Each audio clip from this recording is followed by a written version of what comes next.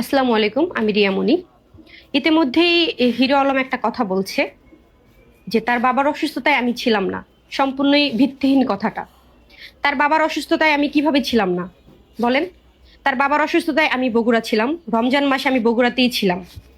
বগুড়া হসপিটালে যখন ভর্তি করানো হয় সেখানেও আমি ছিলাম। তারপর তাকে যখন ঢাকা আনা হয় তখন আমার ছোট ভাই ড্রাইভ করে বাবাকে ঢাকা নিয়ে আসা হয়, আবার দিয়ে আসা হয়, তারপর আবার নিয়ে এসে ভর্তি করানো হয়। তখন আমার ছোট ভাই ছিল। সে যে বলেছে যে আমার ফ্যামিলির কেউ ছিল না, এটা একদমই মিথ্যা কথা। আমার ফ্যামিলির লোক ছিল।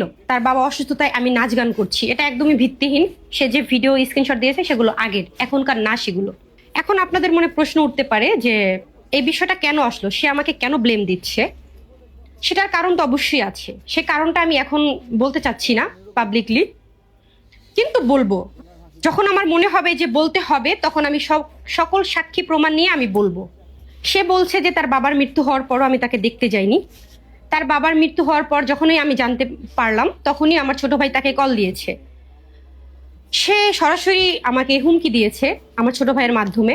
তাকে বলেছে যদি আমি সেখানে যাই আমাকে সে মেরে ফেলবে। তো বুঝতেই তো পারছেন, একটা মানুষ যেখানে আহ মারা গিয়েছে সেখানে আমি গিয়ে আসলে আরেকটা ঝামেলা করতে